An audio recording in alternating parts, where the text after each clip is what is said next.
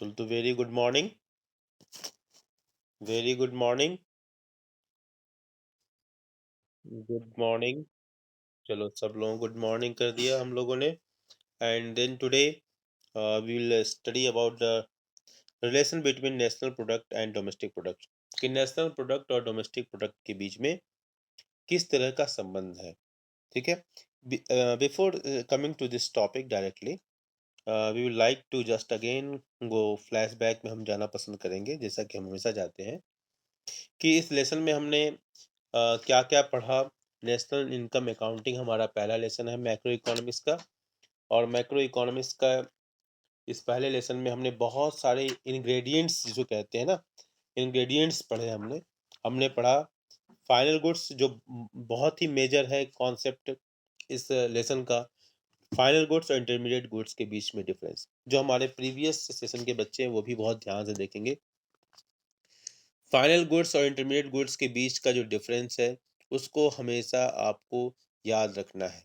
ठीक है। जैसे मैं एग्जांपल आपसे मैं जरा थोड़ा सा रिफ्रेश कर लूँ आपको, कि अगर मान लो कि machine purchased by a firm for installation in a factory is intermediate और final goods. Machine purchased by a firm for installation in factory is a intermediate good और फाइनल गुड। जल्दी से बताएंगे आप। कोई बता सकता है प्रेजेंट और previous batch. Machine purchased by firm for installation in factory is intermediate good or final good? जल्दी से बताओ भाई, क्विक बोलिए। क्या बेटा?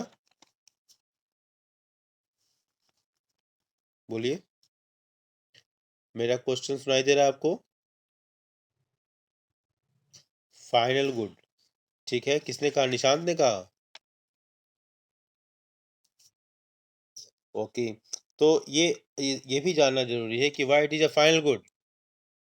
Because it is purchased for investment purposes. Because it is purchased for investment purposes. तो आपको जब इस तरह के क्वेश्चंस आएंगे तो इसमें आपको रीजन देना जरूरी है। अगर रीजन नहीं देंगे तो 0 मार्क्स मिलेगा। ठीक है। Next, printer purchased by a lawyer for office use. Printer purchased by a lawyer for office use is a final और इंटरमीडिएट? क्विक, जल्दी बोलेंगे, इतना लेट नहीं लगना चाहिए।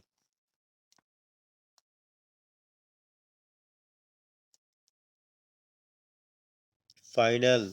Yes. Why it is final? Because it is purchase for investment again. Okay. Sorry. Black board use in a school. बोलिए। Black board use in a school.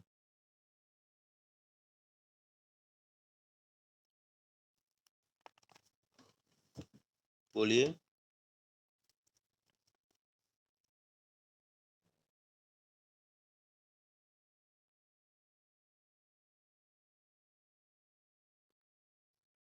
बहुत time लग रहा है बेटा। और एक ही बच्चा बोल रहा है, रिया, रितु, बाकी जो बच्चे हैं, सुजल, दीक्षा, शुभांतिका। शुभांतिका, बोलिए क्या होगा बेटा? Black board use in school. Black board use in school.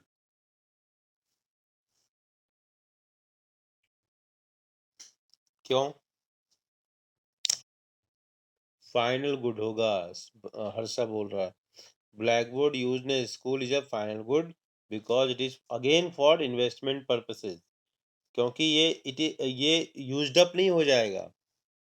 अगर कंप्लीटली यूज्ड अप हो जाता निशांत, तब ये हो जाता इंटरमीडिएट गुड्स। लेकिन ये क्या है, ये कंप्लीटली यूज नहीं होगा, बट ये रहता है, काफी समय तक रहता है और एजुकेशनल सर्विस को प्रोवाइड करता रहता है। ओके। चलो, second hand car purchased by house hold.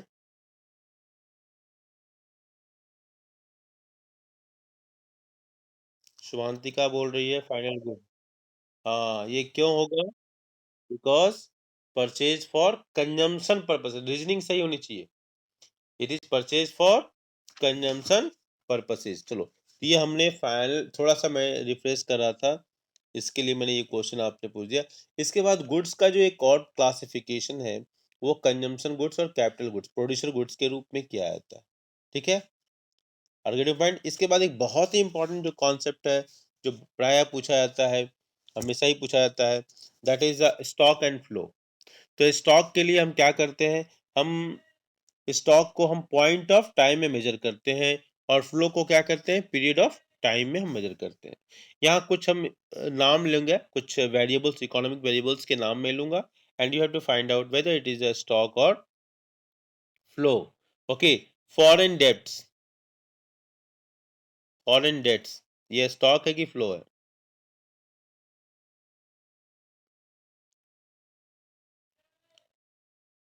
Very good. Inventories stock है या फ्लो है?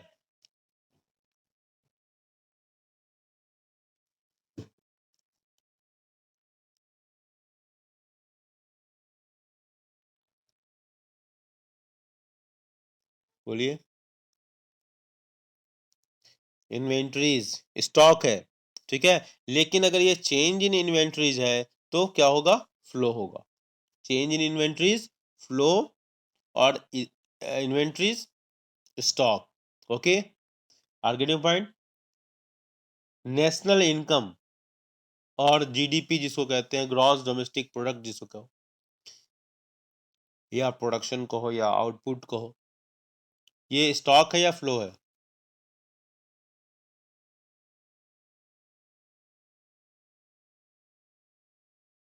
स्टॉक है या फ्लो है? That is also a flow. Okay, याद रखना। नेशनल इनकम, अभी मैंने कुछ दिन पहले प्रीवियस बैच वाले बच्चों को मैंने पूछा था, ये इसका मतलब पढ़ाई नहीं हो रही है। नेशनल इनकम और ग्रॉस डोमेस्टिक प्रोडक्ट और प्रोडक्शन और output, sales, saving, expenditure, profits, losses, exports, imports, net capital formation, net investment, depreciation, interest, change in inventory, change in money supply, value added, पूरी लिस्ट आपको दिया था मैं। ये सभी फ्लो हैं। और इसी तरह स्टॉक में capital, wealth, money supply, population, inventories, foreign debts, buildings and machines in a factory, balance in a bank account, ये सभी क्या है? स्टॉक है। आर्गेटिव पॉइंट। तो इसको आप ध्यान रखिए, क्वेश्चन पूछा ही जाएगा, और मिस्टेक्स नहीं होना चाहिए। इसी प्रकार हमने ये बातें की थी इन्वेस्टमेंट और डेप्रिसिएशन की। जब हम लोग पढ़ रहे थे investment, gross investment and depreciation, तो हम लोग को लग रहा था कि हम लोग क्यों पढ़ रहे हैं। लेकिन जैसे जैसे हम आगे बढ़ते गए, क्लियरिटी और बढ़ती गई, और जब हम आज न्यूमेरिकल्स के पास हम आए हैं, न्यूमेरिकल क्वेश्चन करने के लिए, तो हमको लगता है कि हाँ, ये ग्रॉस से जब हम आते हैं, नेट की तरफ हमको आना है, तो हमको उसमें बीच में क्या है? डेप्रिसिएशन। तो हमको ये फॉर्मूला आपको याद रखना होगा कि डेप्रिसिएशन, नेट इन्वेस्टमेंट या gross investment minus depreciation is equal to net investment, या net investment is equal to gross investment minus depreciation. ठीक है, आपको ये याद रखना पड़ेगा। ठीक है, और इन्वेस्टमेंट की डिफिनीशन कई बार पूछ देते हैं 1 मार्क्स में। ठीक है, investment is what? Anybody can define me the investment definition? Anybody? Addition to the stock of fixed capital. ठीक है, argument point, addition to the stock of fixed capital. ठीक है, और चेंज इन इन्वेंट्रीज, इन दोनों को हम क्या कहते हैं? इन्वेस्टमेंट के रूप में डिफाइन करते हैं। तो आपको ये डिफिनेशन याद होना चाहिए। इस बार हर्षा आपको अगर याद होगा कि प्री बोर्ड 1 में एक क्वेश्चन आया था ना, डिप्रिसिएशन ऑन कैपिटल, हाँ, जिसमें एक फॉर्मूला लगना था कि cost of the capital assets minus scrap value divide by estimated life of the capital assets in years. याद आ रहा है बेटा? हम्म, तो ये फॉर्मूला भी आपको याद रखना होगा, एग्जाम में पूछा जाता है। ठीक है, अब पूछा ही गया था, इस बार तो पूछा ही गया था कि सपोज कोई एक क्वेश्चन है, फ्रेम किया जा सकता है, suppose new machines purchased in this much of price, and useful for this much of years, and after which it falls into disrepair or replacement, ठीक है, नीड टू बी रिप्लेस्ड, ठीक है, तो उसकी आपका उसका डिप्रिसिएशन निकालना, you have to find out the depreciation, then this formula you can use कि depreciation on capital is equal to cost of the capital assets minus scrap value divided by estimated life of the capital assets in years. तो इस तरीके से ये सब बातें हम लोग ऑलरेडी डिस्कस कर चुके हैं, and again we have also seen, ये पूरा मैंने स्लाइड वीडियो भी बनाया था उसके ऊपर, इंडस्ट्रियल क्लासिफिकेशन, उसको हम 3 भाग में डिवाइड करते हैं, primary, secondary and tertiary sectors of the economy. और प्राइमरी सेक्टर्स में क्या होता है नेचर्स, सेकेंडरी सेक्टर में क्या होता है, हम मैन्युफैक्चरिंग मतलब मॉडिफिकेशन करते हैं, यूटिलिटी जनरेट करते हैं। टर्सरी सेक्टर, टर्सरी सेक्टर में क्या होता है, जिसमें सर्विस प्रोवाइडिंग का काम करते हैं, दोनों सेक्टर्स के लिए हेल्पफुल होता है। इसके बाद हमने इनडायरेक्ट टैक्स और सब्सिडी की बात की थी, ठीक है, और हमने देखा था कि इनडायरेक्ट टैक्स में से अगर हम सब्सिडी को माइनस कर देते हैं तो नेट इनडायरेक्ट टैक्स होता है, NIT is equal to indirect tax minus subsidy. ये फॉर्मूले से भी एक एक बुक मार के क्वेश्चन निकल कर आ जाएंगे प्रीवियस ईयर्स के बच्चे, आप लोग ध्यान देना। तो net indirect tax is equal to indirect tax minus subsidy, ये याद रखिएगा। फिर हमने बताया था कि मार्केट प्राइस, ठीक है, मार्केट प्राइस और फैक्टर कॉस्ट के बीच में क्या डिफरेंस, क्या रिलेशनशिप है। तो मार्केट प्राइस में से इनडायरेक्ट टैक्स को माइनस कर देना और सब्सिडी को जोड़ देंगे तो हमारा फैक्टर कॉस्ट निकल कर आ जाएगा। या इसका एक और formula, factor cost is equal to market price minus NIT, net indirect tax जिसको कहते हैं, ठीक है।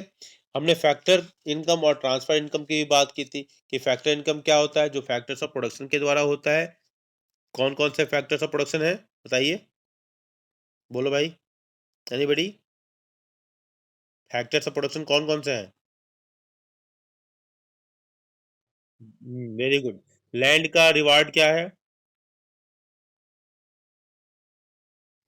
Land gets wages and salaries, ठीक है, लैंड क्या वेजेस एंड सैलरी लेता है, करेक्ट, बोलिए, आप रिस्पॉन्ड करो भाई, मैं गलत बोल रहा हूँ तो गलती बोलो कि नहीं सर ये नहीं होगा। लैंड को क्या मिलता है, anybody? Land gets rent, labour gets wages, capital gets interest, entrepreneur gets profit. ये आपको याद रखना पड़ेगा बेटा, ठीक है, ये सब आपको याद रखना, सब कुछ याद रखना है इसमें, ठीक है। तो आप हमने इतनी सारी बातें कर ली थी, अब ये सब इन सब बातों को करते करते अब हम आ चुके हैं इस लेवल पर कि हमने ये भी चर्चा कर लिया था आपसे कि डोमेस्टिक टेरिटरी और रेजिडेंट का कॉन्सेप्ट क्या होता है, जिसमें हमने बात किया था, हमने आपको डायग्राम मैप बनाकर बताया था, उसमें हम दोबारा नहीं जाएंगे because it will take too much of time, ठीक है। तो हम उस उन बातों से हम आगे निकल रहे हैं अब, ठीक है, आगे पॉइंट। और आज हम बात कर रहे हैं कि अगर हमारा डोमेस्टिक और टेरिटरी और नेशनल का कॉन्सेप्ट सही है तो अब हम देखते हैं कि क्या रिलेशन एग्जिस्ट करता है नेशनल प्रोडक्ट और डोमेस्टिक प्रोडक्ट के बीच में। तो देखो पहला हमारा जो पॉइंट हमने यहाँ लिखा हुआ हाईलाइट किया हुआ है, क्या किया हुआ है कि द कॉन्सेप्ट, दिखाई दे रहा है आप लोगों को, इट इज विजिबल, हाँ, the concept of domestic product is based on,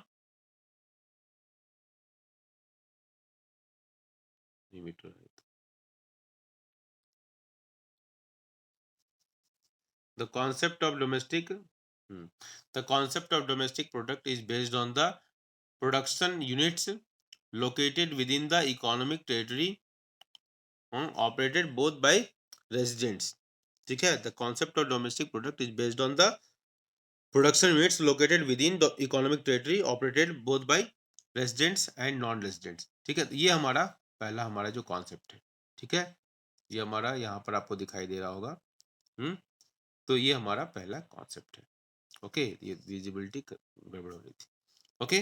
तो हमारा पर इसका मतलब क्या हुआ, the concept of domestic product is based on the production units located within the economic territory operated both by residents and non resident, ठीक है। तो इसमें रेजिडेंट है और नॉन रेजिडेंट है दोनों, मतलब हमने आपको मैप से बताया था, मैप से अगर आपको याद होगा तो मैप से मैंने बताया था क्या चर्चा किया था कि अगर ये हमारा है ना ये तो ये इसमें अगर पाकिस्तानी भी है, PAK पाक, और इंडियन है, तो दोनों का जो प्रोडक्शन होगा वो दोनों हमारा डोमेस्टिक प्रोडक्ट का पार्ट होगा। Are getting point? इसी बात को ये कहना चाहता है। दूसरा पॉइंट हमारा है कि ये आपके स्क्रीन पर दिखाई दे रहा नेशनल प्रोडक्ट के बारे में है कि ये जो कॉन्सेप्ट है नेशनल प्रोडक्ट का, national product it is based on the residents and it also include the contributions to production both within and outside the economic territory. ठीक है, तो विद इन द डोमेस्टिक मतलब यहाँ जो काम कर रहे हैं वो तो है ही है, अब इसको भूल जाएंगे। ठीक है, रेजिडेंट की बात हो रही है, तो यहाँ जो काम कर रहे हैं इसको तो हम इंक्लूड कर ही रहे हैं। लेकिन अगर इंडियन मान लो यहाँ पर मॉरिशस में ये काम कर रहा है, यहाँ पर पॉइंट इस हिस्से में कहीं काम कर रहा हो, तो अगर ये इंडियन यहाँ काम कर रहा है तो इसका भी ये यहाँ पर आएगा, इंडिया में आएगा। आर पॉइंट, ये इंडिया में आएगा। अगर इंडियन यहाँ काम कर रहा है तो यहाँ पर वो इसमें आएगा। आर पॉइंट, तो इस बात को ये फोकस कर रहा है। मेरी बात समझ में आ रही है? बोलिए भाई, बोलो भाई, बोलिए।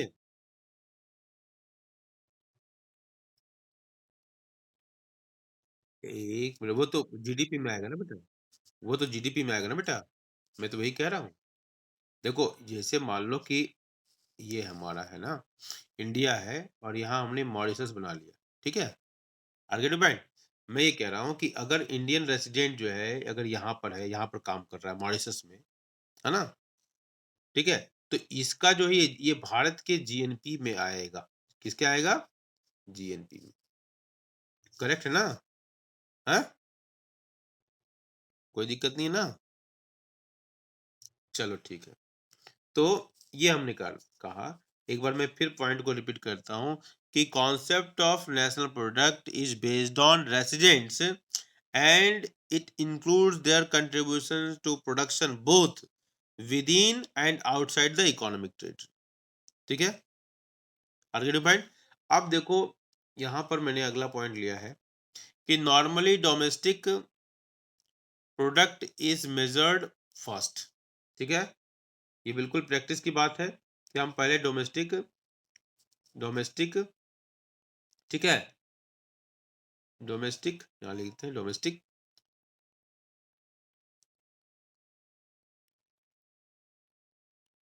ठीक है, तो नॉर्मली हम क्या करते हैं, पहले डोमेस्टिक प्रोडक्ट को मेजर करते हैं। ठीक है, और इसके बाद हम उसमें चेंज लाकर हम क्या करते हैं, नेशनल प्रोडक्ट को मेजर करते हैं। ठीक है, national product is then derived from the domestic product. ये हमारा नेक्स्ट स्लाइड है कि हम पहले डोमेस्टिक प्रोडक्ट को मेजर करते हैं। ये स्लाइड में देख लो, normally domestic product is measured, क्या करते हैं, डोमेस्टिक प्रोडक्ट पहले मेजर करते हैं और उसमें कुछ चेंजेस ला के हम नेशनल प्रोडक्ट को मेजर करते हैं। ये इस स्लाइड में इसी बात को कहा गया। नेक्स्ट स्लाइड हम आते हैं, उसमें हमको लिखना पड़ेगा नेशनल प्रोडक्ट, है ना, इसको आप देख लेंगे। नेशनल प्रोडक्ट अगर है, अगर हमको नेशनल प्रोडक्ट को डिराइव करना है तो डोमेस्टिक प्रोडक्ट में हम क्या प्लस कर सकते हैं, तो हम क्या प्लस करेंगे, हम इससे प्लस कर देंगे, क्या बताओ, रेसिडेंट्स, रेसिडेंट्स मिटाना पड़ेगा मुझे तो, कंट्रीब्यूशन, ये कंट्रीब्यूशन है, आप लोग समझ लेंगे, कंट्रीब्यूशन टू प्रोड्यूशन, प्रोडक्शन, क्या है, residents, residents contribution to production, production outside, अभी उसी बात को हमने चर्चा किया, outside, outside the economic territory, economic territory के बाहर, इकोनॉमिक टेरिटरी, ये क्या है, टेरिटरी है, टेरिटरी है ये।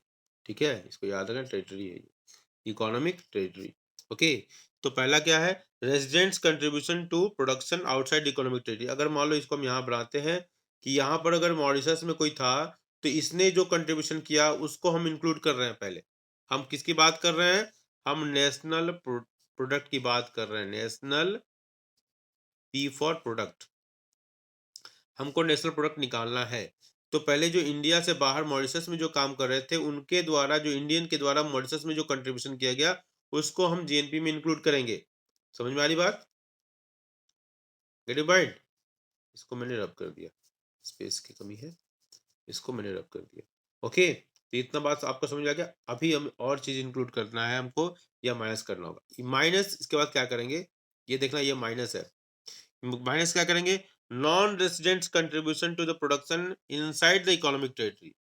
Non residents, C for contribution, NRC, non residents contribution to, P for production, ठीक है, टू प्रोडक्शन, ठीक है, inside the economic territory, production in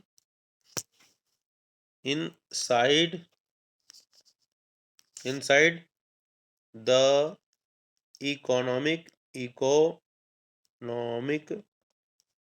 territory, territory अब समझ लेना, टेरिटरी, ठीक है, तो ये इकोनॉमिक टेरिटरी। अब इसको अगर हम डायग्राम से बताना चाहें, जैसे मान लो, इसको समझो, ध्यान से समझना, अगर ये इंडिया है, ठीक है, और इधर मान लो कि हमने मान लिया मॉरिशस है, तो मान लो कि 5 लोग इंडियंस जो है यहाँ सर्विस करते हैं और 5 रुपये का प्रोडक्शन करते हैं, और 3 मॉरिशस यहाँ सर्विस करता है, 3 है, और 3 रुपये का करता है। तो ये क्या है, 5 रुपया इंडिया के जीएनपी में 5 रुपया तो ऐड होगा, प्लस होगा, लेकिन 3 रुपया क्या होगा, माइनस होगा। ये इसकी बात हो रही है। आर्गेटिव पॉइंट, ठीक है, इंडियन जो कि सर्च करता है, तो 5 रुपये यहाँ आ गया, और 3 रुपया तो वापस जा रहा है ना, जिसको आप लोग कहते हो, हमने पढ़ा भी दिया है, NFIA is equal to FIFA minus, बोलो भाई, बोलिए, बोलिए भाई, हाँ, फीटा, ठीक है, net factor income from abroad is equal to factor income from abroad minus factor income to abroad. आर्गेटिव पॉइंट, ठीक है, समझ में आ रही बात? बोलो भाई, समझ में आ रहा है कि नहीं आ रहा है, कैसे ही सो रहा है? बोलो भाई, शुभांतिका, समझ में आ रहा है बेटा? समझ में आ रहा है सही में? अच्छा देखो, अभी और जब एग्जांपल लेंगे तो और आगे बढ़ेगा। कभी कभी क्या होता है, ये हमारा ये पॉजिटिव भी होता है, निगेटिव भी होता है, कंफ्यूजन वहीं पर होता है हमारा। तो एक एक कॉन्सेप्ट याद रख लो कि हमारा जो नेशनल प्रोडक्ट है NP is equal to domestic product DP plus NFI ये होगा। ये फॉर्मूला याद हो गया? याद हो गया कि नेशनल प्रोडक्ट में हम जब डोमेस्टिक प्रोडक्ट में जब हम एनएफआईओ को ऐड करेंगे तो हमारा क्या आएगा, नेशनल प्रोडक्ट आएगा। ये फॉर्मूला याद होगा, ठीक है, आप जितना ही करोगे उतना ही याद होगा, जितना ही मैथ जब ध्यान से सुनोगे और प्रैक्टिस करोगे उतना ही आपको आसान लगेगा, ठीक है। तो पहली बात, नेशनल प्रोडक्ट, राष्ट्रीय आय का संबंध किस बात से है, कि हमारे लोग जहां जहां सर्विस करते हैं, सिंपल सी बात है कि हमारे लोग जहां जहां रहेंगे उनकी सारी इनकम हमारे देश की नेशनल प्रोडक्ट का हिस्सा बनेगी। मेरी बात समझ में आ रही बात? हमारे लोग जहां जहां रहेंगे, मेरी बात समझ में आ रही बात? चाहे वो हमारे लोग मान लो कि इंडिया में है तब भी है, हमारे लोग म्यांमार में है तब भी है, हमारे लोग अफ्रीका में है तब भी है, हमारे लोग पाकिस्तान में है तब भी, ये सब हमारे लोग हैं। तो इनका जो भी कंट्रीब्यूशन है, अगर हमारे लोग हैं, हम हमारे लोग मतलब यहाँ लिखते हैं आई, आई, आई, आई, ठीक है, तो ये सब आई जो है, I1 plus I2 plus I3, ये क्या होगा, इंडिया के जीएनपी का हिस्सा होगा। समझ में आ रहा है? बोलो भाई, बोलिए, समझ में आ रहा है कि नहीं आ रहा? अरे बोलो भाई, सब कोई नहीं बोल रहे हो? निशांत, निशांत, क्या हो रहा है भाई? आवाज समझ में आ रहा है कि नहीं आ रहा है? हम्म। निशांत, शुभांतिका,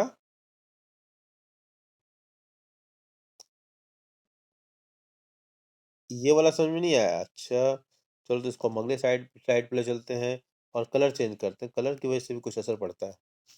देखो मैं ये कह रहा हूँ कि पहली बात देखो, आप लोगों को समझ में इसलिए नहीं आ रहा बेटा कि हमने जो पहले पढ़ा है ना, डोमेस्टिक टेरिटरी, और उस कॉन्सेप्ट को आप लोगों ने, आपका इसका वीडियो भी आप लोगों ने नहीं देखा होगा क्लास में। आप लोग देखो, इसमें आपको बार बार थोड़ा सा मेहनत तो करना पड़ेगा बेटा। देखो मैं फिर वापस अगर आ रहा हूँ, तो अब मैं डोमेस्टिक टेरिटरी वाले कॉन्सेप्ट पर आना पड़ेगा। आपको ये इसलिए समझ में नहीं आ रहा है क्योंकि आपने डोमेस्टिक टेरिटरी वाले कॉन्सेप्ट की रिवीजन नहीं किया, जिसमें हमने बताया कि देखो कई चीज़ें मैंने बताई। पहला पॉइंट हमने बताया था कि जितने भी पॉलिटिकल फ्रंटियर्स हैं, पहली बात तो ये हमारा देख लो, मैंने ये बताया था कि ये हमारा डोमेस्टिक टेरिटरी है, पॉलिटिकल फ्रंटियर्स है। इसमें हमने बताया, ये हमने ऐसे-ऐसे मार्क किया था, ठीक है? ये इंटरनेशनल वाटर है, क्या है? आईडब्ल्यू इंटरनेशनल वाटर है, ठीक है? इसके अंतर्गत जितना हो रहा है ना, वो हमारे सब जीडीपी का हिस्सा होगा। ये सब हमारे जीडीपी का हिस्सा होगा, ठीक है? इसके अलावा जो इंटरनेशनल वाटर है, हाँ, इसमें जितना काम हो रहा है, हमारा वेसल्स है, जितने भी हैं, वो सब, चाहे ऑयल रिग्स है ना? फिशिंग वेसल्स है, कोई ऐसा नेचुरल गैस का प्लांट है, ये सब जितने भी इंटरनेशनल एरियाज़ में हैं, वो सब भारत के किसमें आएँगे? वो भारत के जीडीपी में आएँगे, ठीक है? इसके अलावा हमने ब बोला था, इसको मैं मिटा देता हूँ, कितना स्लाइड बनाएँगे? इसके अलावा हमने बताया था कि ऐसे मान लो कि ये इंडिया है, ठीक है? और ये मान लो कि ये ऐसे यूएसए है, मान लो यूएसए। यहाँ पर हमने बताया था, आपको देखो पूरा रिपीट करना पड़ रहा है। ये हमने ये बताया था कि ये इंडिया का ये क्या है? एम्बेसी है। E for embassy, embassy. ये एम्बेसी में जो भी काम कर रहे हैं, चाहे वो इंग्लैंड के हों, चाहे यूएसए के हों, चाहे पाकिस्तान के, जो भी काम करें, चूँकि एम्बेसी किसकी है? ये आई फॉर इंडिया है। एम्बेसी किसकी है? आई इंडिया की है, ठीक है? तो ये एम्बेसी जो जिसकी होगी, इंडिया की एम्बेसी है, तो इस यहाँ पर जो भी काम करेंगे, चाहे वो इंडियन हो, चाहे रशियन हो, चाहे चाइनीज़ हो, चाहे कुछ भी हो, वो सब इंडिया के जीडीपी का हिस्सा होगा। Are getting point? तो ये आपको कॉन्सेप्ट याद रखना पड़ेगा, जीडीपी। Are getting point? तो ये आपको कॉन्सेप्ट को याद रखना पड़ेगा। जब तक ये नहीं कॉन्सेप्ट याद रखेंगे, तब तक आपको दिक्कत होगी ही होगी। इसलिए आपको ये याद रखना पड़ेगा। मैंने कराया था, बहुत अच्छे से कराया था। इसके बाद आपका रेसिडेंट वाला कॉन्सेप्ट है। पहले रेसिडेंट, अब रेसिडेंट में आपको देखो, रेसिडेंट कौन होता है, तो उसको आपको जानना पड़ेगा कि रेसिडेंट जो पर्सन या इंस्टीट्यूशन जिसका सेंटर ऑफ इकोनॉमिक इंटरेस्ट, क्या? ये पहली बात तो देखो, पर्सन होगा, ये पर्सन हो सकता है या इंस्टीट्यूशन, ये ध्यान रखना। इंस्टीट्यूशन, जैसे बैंक वगैरह होता है ना, इंस्टीट्यूशन, ठीक है? इंस्टीट्यूशंस, तो पर्सन है या इंस्टीट्यूशंस है, ठीक है? जिसका सेंटर ऑफ इकोनॉमिक इंटरेस्ट, याद रखना पड़ेगा। Centre, CENTRE, centre of economic, economic interest, interest, centre of economic interest जो है, वो कहाँ होना चाहिए? डोमेस्टिक टेरिटरी होना चाहिए, ठीक है? जहाँ वो रहता है, इन विच ही लिव्स, ठीक है? तो वो उस देश का रेज़िडेंट माना जाएगा। तो फिर से देख लो कि रेज़िडेंट अगर इसको लिखना हो, तो हम क्या लिखेंगे? रेज़िडेंट, उसको हम डिफाइन करेंगे, उसको कंसिडर करेंगे, वेदर अ पर्सन और institution is one whose center of economic interest lies in the domestic territory of the country in which lives, जहां रहता है। जैसे मान लो इंडिया में है और ये एम्बेसी है, ठीक है? यहाँ पर काम करने वाला कोई भी हो, लेकिन वो खर्चे कहाँ कर रहा है? चाहे वो मान लो कि ये हमारा कौन-सा एम्बेसी है? मान लो कि हमारा ये यूएस एम्बेसी है और इसमें काम करने वाले लोग कोई भी हो, चाहे वो चाइनीज़ हो, चाहे वो पाकिस्तानी हो, चाहे वो रसियन हो, ठीक है? ये चाहे वो इंडियन हो, ठीक है? ये सभी कहाँ के रेज़िडेंट माने जाएँगे, क्योंकि इनका सेंटर ऑफ इकोनॉमिक इंटरेस्ट यहाँ पर। क्योंकि यहीं पर आप वो एक्सपेंडिचर करते हैं अपना, परचेज एक्सपेंडिचर जो भी, ठीक है। तो इस तरह से हम इसको हम डिफाइन करेंगे। ये कॉन्सेप्ट आपके दिमाग में होना चाहिए। जैसे मान लो कि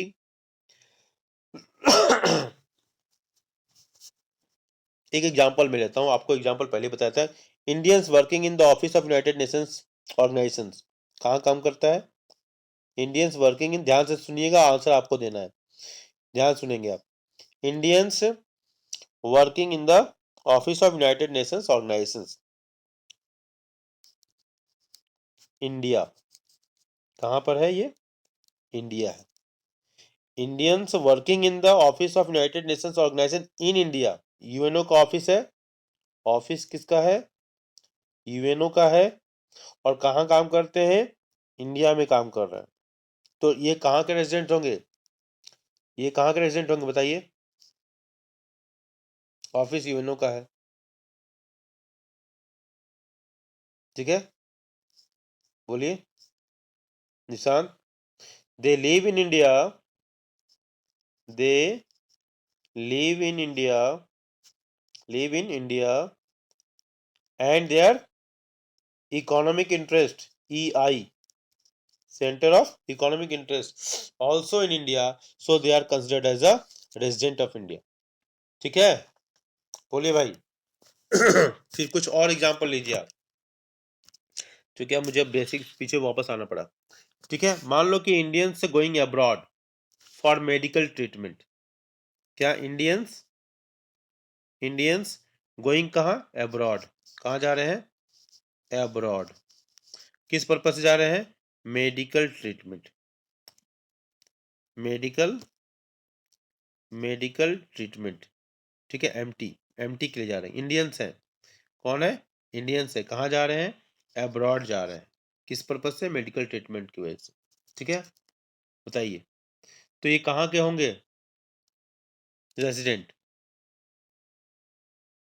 बोलिए। They are going for short period of time, इसलिए उनका इकोनॉमिक इंटरेस्ट कहाँ से रहेगा? इंडिया से ही रहेगा। So they will be treated as resident of India, ठीक है। फिर अगला एग्जाम्पल अभी और लेते हैं, ज्यादा से ज्यादा एग्जाम्पल लेने का प्रयास कर रहे हैं, वो जो टॉपिक पढ़ाना चाहते थे वो नहीं पढ़ा पाऊंगा, ठीक है। फॉरेन टूरिस्ट, कौन सा टूरिस्ट है? Foreign tourist, point. Foreign tourist वो कहाँ आते हैं? इंडिया आते हैं, ठीक है, इंडिया आते हैं। फॉरेन टूरिस्ट वो कहाँ आ रहे हैं? Foreign tourist are coming to India, ठीक है, किस लिए? हॉलीडेज मनाने के लिए, हॉलीडेज, रिक्रिएशन एक्टिविटीज के लिए, ठीक है। मेडिकल ट्रीटमेंट, आयुर्वेदिक ट्रीटमेंट के लिए आते हैं, मेडिकल ट्रीटमेंट केरला वगैरह बहुत विजिट होता है मेडिकल ट्रीटमेंट के लिए, स्टडी के लिए आते हैं, स्पोर्ट्स के लिए आते, कुछ भी आते हैं। कौन है ये? फॉरेन टूरिस्ट है, ठीक है, बोलिए। तो ये कहाँ के रेजिडेंट माने जाएंगे? ये भारत के रेजिडेंट नहीं माने जाएंगे, इंडिया के रेजिडेंट, ये they are not a resident of India, resident of India ये नहीं होंगे, ये इंडिया के रेजिडेंट नहीं माने जाएंगे। क्यों? क्योंकि they are coming for a short period of time. कितने पीरियड के लिए आ रहे हैं? They are coming for short period, किसके लिए आ रहे हैं? शॉर्ट पीरियड के लिए आ रहे हैं, they are coming for short period, hence they are not the resident of India, India के रेसिडेंट वो नहीं होंगे। पॉइंट, मेरी बात समझ में आ रही है? बोलो भाई, बोलिए। अब मैं थोड़ा सा फिर से एग्जांपल लेता हूँ, और ध्यान से देखना, एग्जांपल जितने ही करोगे उतनी ही क्लैरिटी आएगी। Indian officials working in the Indian embassy in USA, embassy कहाँ है? देखो ये मैंने बना दिया लंगड़ा सा अमेरिका, ये देखो अमेरिका पर गुस्सा आ रहा है, वो कोविड-19 का कुछ मटेरियल दे नहीं रहा ना, इसलिए गुस्सा आ रहा है मुझे, ठीक है। एम्बेसी कहाँ की है? ठीक है, इंडिया, इंडिया की, okay. Indian officials working in the Indian embassy in USA, USA है ये यूएसए है, यूएसए, यूएस है। एम्बेसी किसकी है? इंडिया की है, कहाँ है? यूएसए में है, ठीक है? समझ में आ रही बात? Indian officials working in the Indian embassy in USA are not resident of India. वो इंडिया के रेसिडेंट नहीं है। Not resident of India, not R for resident, of I for India, not resident of India. Indian officials working in Indian embassy, but कहाँ है वो? US में है। They are not R for resident of I for India. India के resident नहीं है। क्यों? क्योंकि यहीं पर वो सेल परचेज एक्सपेंडिचर वगैरह सब कुछ करेंगे, तो उनका सेंटर ऑफ इकोनॉमिक इंटरेस्ट कहाँ है? यूएसए में है, and that's why they are not the resident of India. समझ में आई बात? अगला, ये फाइनल ले रहा हूं आपको। American working in Indian embassy. अब आ जाओ, अमेरिकन को लेता हूं अपने यहाँ। ये इंडिया हो गया, ठीक है? American working in Indian embassy in America. American है, कहाँ की एम्बेसी में करते हैं? Indian embassy. कहाँ काम करता है? अमेरिका। अमेरिका को बनाना था ना, ये तो गलती बना दी, ठीक है? American working in Indian embassy in America, वही वही फिगर बनेगा। चलो, ये हो गया अमेरिका मान लो, ठीक है? और कौन एम्बेसी कौन सी है? ये है कौन? यूएसए है हमारा, USA, United states of America. और एम्बेसी कहाँ की है? ये है एम्बेसी इंडिया की है। आई आई बस आई ली दिया, ठीक है? एम्बेसी कहाँ की? एम्बेसी कहाँ की है हमारी? इंडिया की है। फिर से क्वेश्चन ध्यान रखिएगा। American working in Indian embassy in America are not resident of India. India का वो रेजिडेंट नहीं है, ठीक है? वो कहाँ का रेजिडेंट है? ये तो मैंने अभी जस्ट डिस्कस भी किया था लगता है, ठीक है? तो वो कहाँ का रेजिडेंट है? वो अमेरिका का ही रेजिडेंट है, वो इंडिया का रेजिडेंट नहीं है। Not resident, resident of I, India का रेजिडेंट नहीं है। क्यों? क्योंकि उसका इकोनॉमिक इंटरेस्ट कहाँ पर है? वो अमेरिका में ही लाई करता है, ठीक है? They are residents of America, तो वहां के जीएनपी का हिस्सा होगा, ये जान लेना। समझ में आई बात? बोलो भाई, अब तो समझ में आ गया होगा ना? अब तो समझ में आ गया होगा भाई, ठीक है? तो इसको मैं अब स्लाइड, इसी स्लाइड से काम चलाना पड़ेगा, ठीक है? तो इतना मैंने स्लाइड बनाया आपको इस समझाने के लिए, ठीक है? हाँ, अब इस स्लाइड से ही मैं काम चलाऊँ। अब हम आते हैं हम अपने कॉन्सेप्ट पर कि नेशनल प्रोडक्ट और डोमेस्टिक टेरिटरी के बीच में क्या संबंध है। तो हमारा संबंध क्या है? वो NFIA का संबंध है, ठीक है? नेशनल प्रोडक्ट में अगर डोमेस्टिक प्रोडक्ट में अगर हम NFIA को जोड़ देंगे तो हमारा नेशनल प्रोडक्ट मिलेगा। समझ में आई बात? बोलो भाई, समझ में आई बात? इसको याद रखना पड़ेगा, ठीक है? Are get mind. अब इसमें ये तो मैंने पहले भी डिस्कस किया था। अब देखो कि हमने बताया कि इसको मिटा लूं पहले। हमारे यहाँ के लोग ज्यादा भी हो सकते हैं बाहर, और हमारे यहाँ के लोग कम भी हो सकते हैं, ठीक है? हमारे यहाँ लोग के लोग क्या होंगे? ज्यादा भी हो सकते हैं और कम भी हो सकते हैं। चलिए पॉइंट। तो मैं थोड़ा सा इसको रब कर लूं क्योंकि हमको स्पेस चाहिए ज्यादा, ठीक है? स्लाइड अब हमको दूसरा स्लाइड नहीं बनाऊंगा, ठीक है? तो NFIA आपको याद रखना पड़ेगा कि नेशनल प्रोडक्ट हमको पाना है, तो हमको जो डोमेस्टिक प्रोडक्ट है उसमें हमको NFIA ऐड करना पड़ेगा। ये NFIA पॉजिटिव भी हो सकता है, निगेटिव भी हो सकता है। ये पॉजिटिव भी हो सकता है और निगेटिव भी हो सकता है, ये ध्यान रखिएगा। ये पॉजिटिव भी होगा, अब पॉजिटिव कब होगा और निगेटिव कब होगा?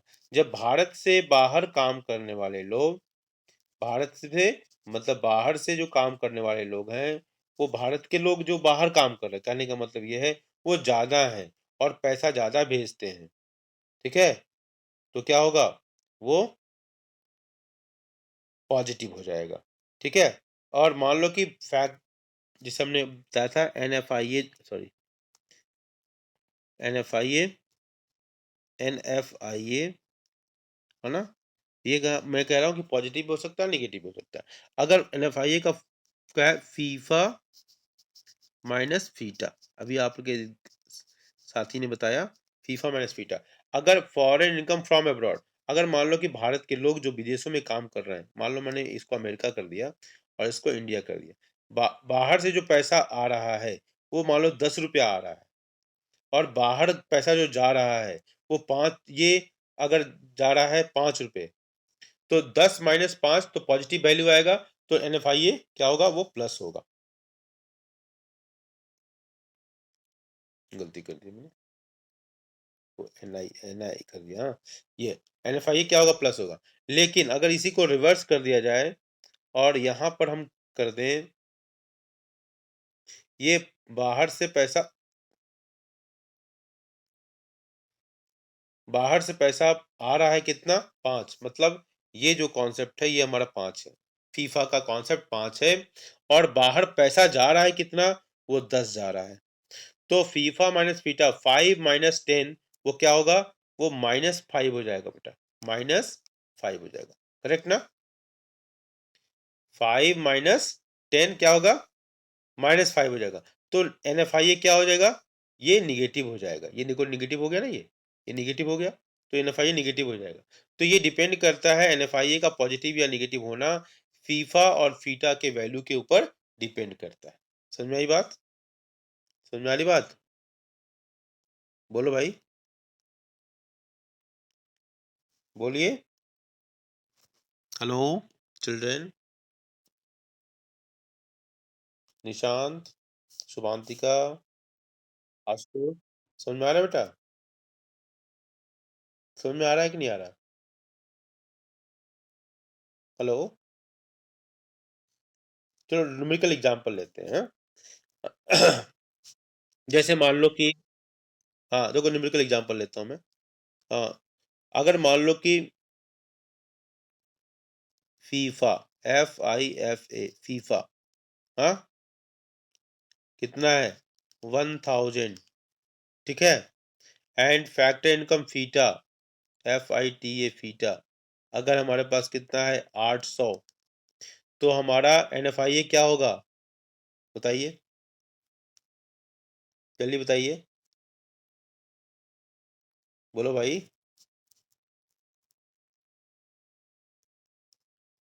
FIFA minus FITA, 1000 minus 800 is equal to 200, ये पॉजिटिव हो गया, ठीक है, ये पॉजिटिव वैल्यू आया, ठीक है, समझ में आई बात? ये पॉजिटिव वैल्यू आ गया। अब हम आते हैं, इसी तरह के दो चार और एग्जाम्पल लेते हैं, ताकि आपको ये कॉन्सेप्ट और ये क्लियर हो जाए। अब हम लेते हैं, एक और एग्जाम्पल लेंगे हम।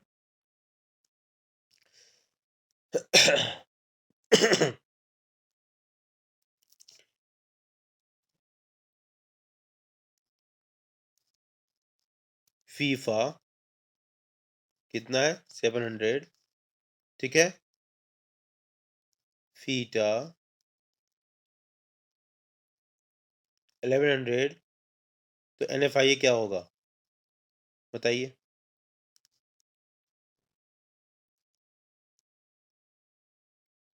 बोलिए,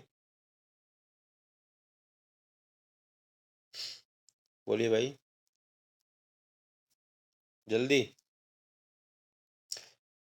फॉर्मूला आपको याद रखना पड़ेगा। NFIA का फॉर्मूला क्या है, NFIA is equal to FIFA minus FITA, FITA, ठीक है, फीफा माइनस, हाँ तो 400 क्या होगा, माइनस होगा ना बेटा। हाँ फीफा, फीफा तो 700 है ना, कम है, तो 700, हाँ 700 माइनस 1100, तो -400, तो -400 हो गया। वो क्या हो गया, देखो NFIA निगेटिव हो गया ना, तो ये डिपेंड करता है किस बात पर, कि हमारा फीफा और फीटा का वैल्यू कितना है, इस बात पर डिपेंड करता है वो, ठीक है। एक और एग्जांपल लेते हैं हम, एक मिनट रुक जाओ, एक और एग्जांपल, टाइम आपका बचा हुआ है,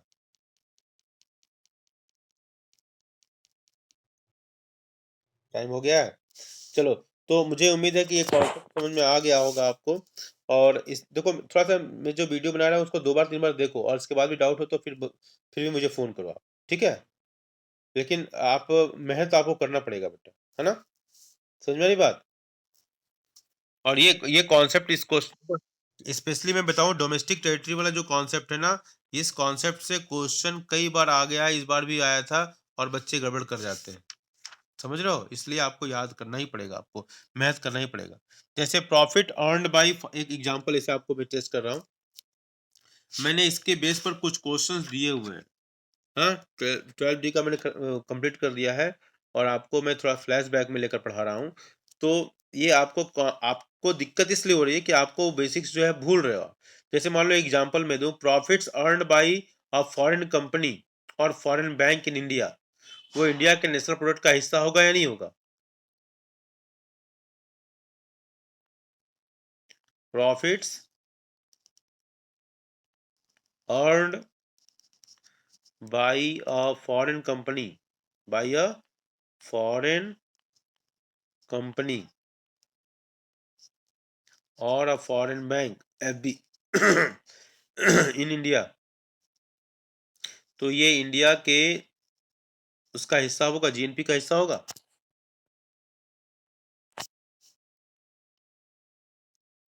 बोलिए।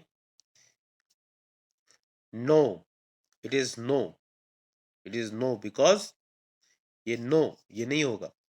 Profits earned by foreign company और a foreign bank in India, it is not part of GNP of India, because it is a factor income earned by a non resident from its contribution to a production inside the domestic territory of India, that is factor income paid to abroad में आएगा ये। ठीक है, factor income paid to abroad, ये किस में आएगा? Factor income, factor income paid to abroad, abroad. ठीक है, चलो, with this word I am just ending this lesson. Thank you, thank you, and listen and watch the videos properly. Okay, thank you once again, thank you, bye.